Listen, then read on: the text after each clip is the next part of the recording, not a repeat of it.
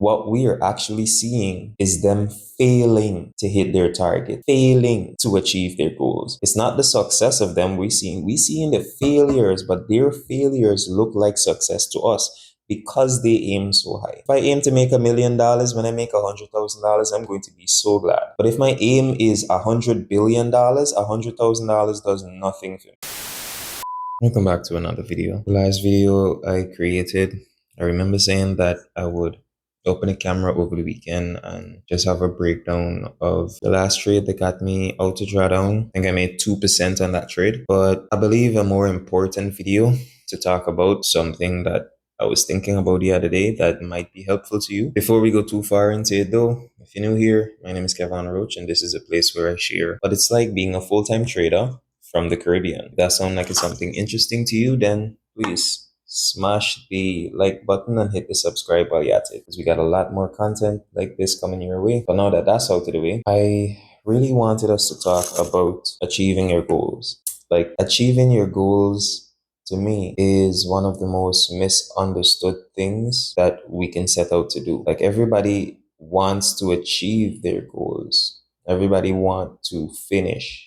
You want to accomplish what you set out to accomplish, and then what? Like, after you get $1 million in funding, or after you withdrawn $1 million in your own personal capital, or you made $1 million in business, if that's your goal, what's next? Is it set a goal now and then set another one later and then set another one later? Newsflash, rich people don't work like that. They don't set short-term goals that they can see themselves accomplishing in 5-10 years and then gotta reevaluate their whole life and set another goal. Like, just 10 years of the life they've been spending perfecting something or learning how to master something or even investing in something and then just left it once it's done. No. People look to create goals that they know they can't achieve. Like, just picture, what was Elon Musk's goal? Like, did he want to be a CEO of a company? Did he want to be a president? Did he want to be like one of the most powerful men in the world? These are the minds that, like, you gotta sit and think about. Like Warren Buffett, even to some extent, Vladimir Putin, he is a very, very wealthy man. There's a lot of presidents, world leaders, or even just powerful persons in the world who they've achieved so much by not aiming for little. I believe the only way that they're able to achieve so much and keep achieving so much is because they aim so high. What we are actually seeing is them failing to hit their target, failing to achieve their goals. It's not the success of them we see. We see in the failures, but their failures look like success to us because they aim so high. If I aim to make $1 million, when I make $100,000, I'm going to be so glad. But if my aim is $100 billion, $100,000 does nothing for me. Food for thought. You see, in essence, the main reason why we set goals is not to achieve them. In reality, it's all about the journey. Because if you set too small of a goal, you'll feel so worthless and so useless in such a short period of time. But the longer your goal is, and the longer it takes to come true, the better you feel for longer, because you always have something to work towards. You have not accomplished what you set out to accomplish. So to everyone else, yeah, you are doing amazing. To everyone else, you are really putting in the work.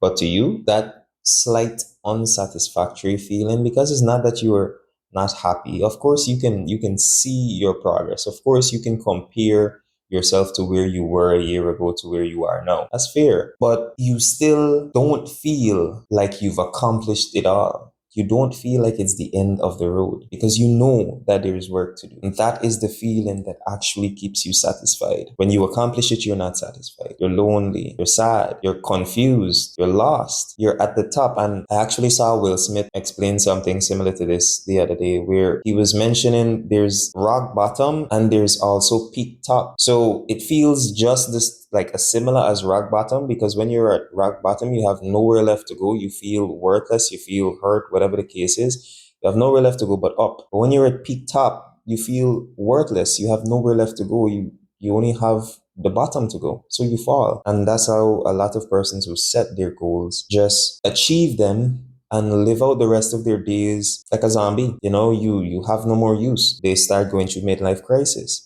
They start doing a set of unnecessary stuff or pick up hobbies that really wouldn't make sense if they had a larger goal. You know, if they saw themselves setting a larger goal or an unrealistic goal, even sometimes you have to be delusional. But setting it regardless, then the hobby that you picked up after you accomplish making $1 million, you wouldn't pick up because you haven't accomplished anything. You're at a milestone, but you haven't accomplished anything. So it's the reason why I had to reevaluate my goals in life, like what I want for myself, what I want to be, or what I see myself as. You know, to each his own, to each individual, your goals, your targets in life, what you want to achieve will be different. So you can't compare or compete with anyone. It's a personal journey that you are going to discover a lot about yourself along the way because there's a reason why you set a goal because that's something that resonates to you. So in addition to that little talk, there were two things on my mind, that right there with setting your goals and achieving your goals. And when it comes to the side of trading, because I am only able to think this way because my idea of trading and what it can do has shifted. And it only changed because I realized that I was aiming for the wrong thing in trading. I was aiming to achieve the wrong goal. And now that I reevaluated my goals, it's easier to interpret the same things that I used to interpret before a different way. So I'm just sharing that with you right now. But one of the other things that I wanted to talk about is the big difference between having a stable risk to reward ratio and just letting the market determine what your risk to reward ratio will be. Because let's face it, most of the strategies out there, they either encourage you to anchor your stop loss at a recent high or maybe a swing high or whatever the case is, or low. But 9 out of 10 times, probably 11 out of 10 times, price will go in that area, barely make your stop loss, then God, price will go against you, barely hit your stop loss, then go in your favor. But the thing about it, at least for the way how I used to trade, I wouldn't have the same distance to place my stop loss for every trade. So some of them would be 60 pips, some of them would be 100 pips, some of them would be 30 pips. And this would make me have to calculate my lot size for every trade because I want to keep the risk, the percentage, the same. The problem with this is that not every platform allows you to calculate the risk precisely. And even if you do try to use the lot size plus leverage combined will not give you the same result across all accounts. So sometimes you will make a mistake, and that used to happen a lot for me because I would be trading my personal account and the prop account, and they're at separate leverages. So even if they had the same account size and I had the same instrument up and I wanted to put in the same lot size, it would give me varying values because the leverage is different. This is something that I don't know, like people just forget for account for. But when it comes to having a fixed RR, meaning the amount you're risking in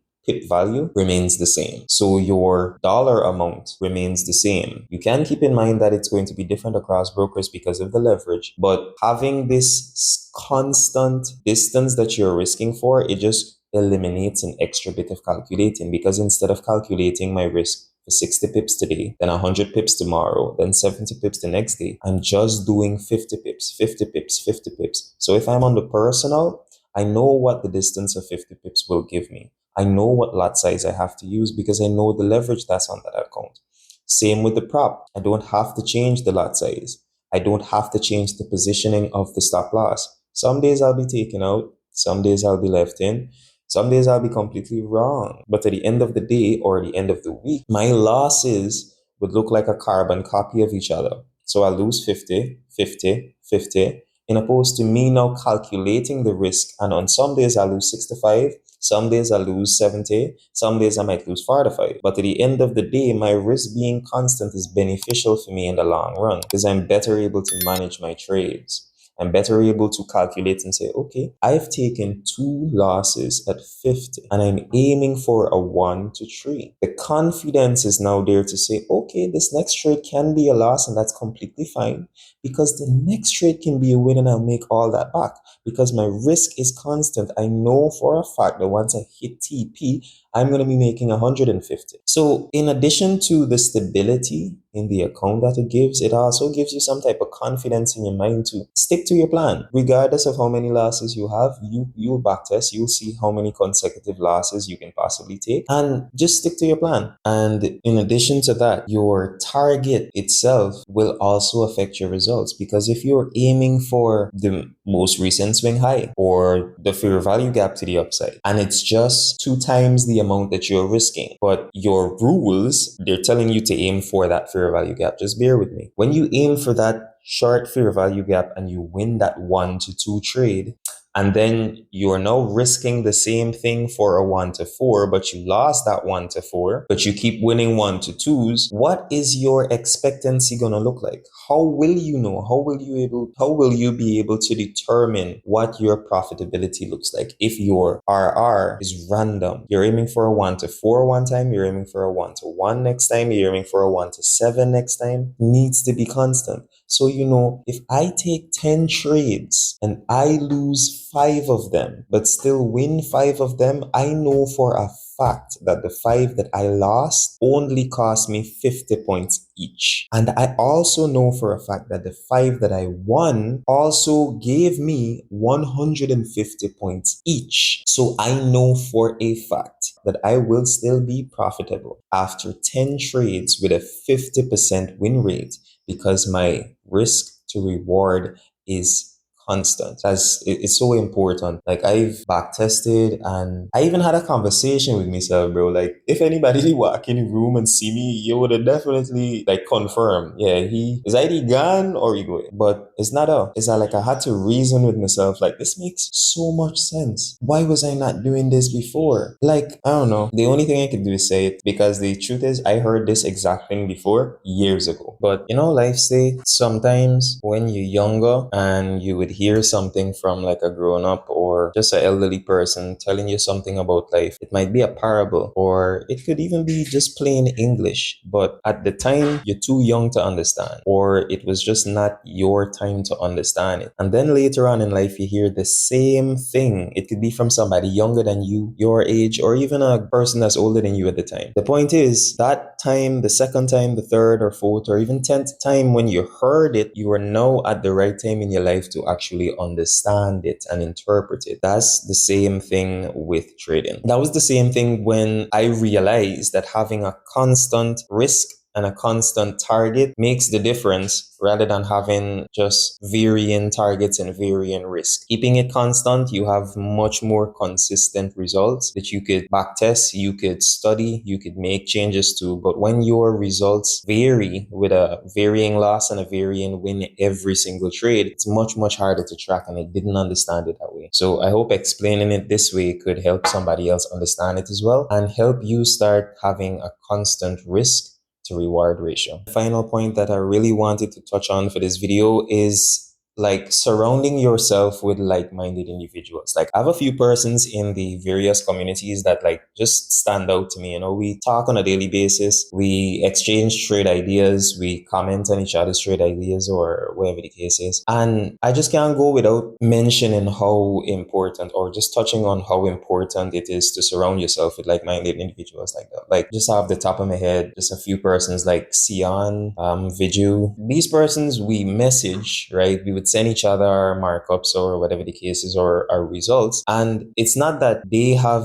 me in their best interest, because they don't. They have themselves in their best interest. But I believe that's far more beneficial than somebody having you in their best interest when y'all just know each other from trading, because nobody will ever have you in their best interest when it comes to trading. But if someone has themselves in their best interest, then they for sure know what works for them. They've backtested, they've studied, they've observed the same price action or a different chart or whatever the case is, but their findings will be different than yours. Their explanation will be different than yours. So they actually take the time to learn, to go through it, to rigorously test it, the same that you would have to do. But now you have somebody else who done that as well and could just explain their findings to you, and you can explain your findings to them. And when you share that information and both of you have yourself in your best interest, the only way left to go is up, because it's the right information you're getting. You're getting information from somebody who's back tested, who've done what you do, who've seen it themselves before, or they've seen it in their own back testing or their own forward testing. So you kind of have that mesh, that glue that you would otherwise have to find for yourself. You would otherwise have to take time to learn,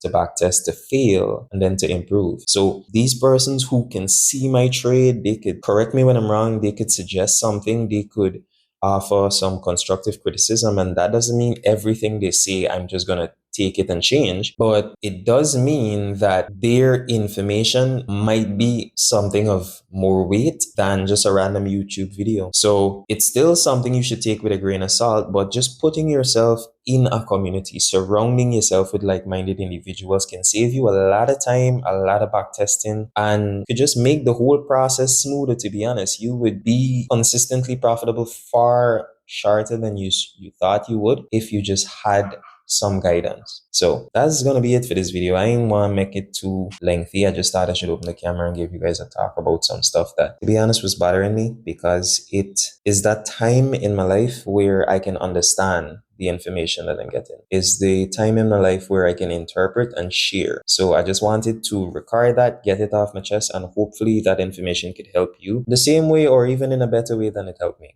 So if you made it this far into the video, appreciate you as usual, and don't forget to drop a like and a subscribe for your buy if you haven't done it already, because I'll definitely catch you in the next one, because we got a lot more content like this coming your way. But until next time, Bye. Have a great time.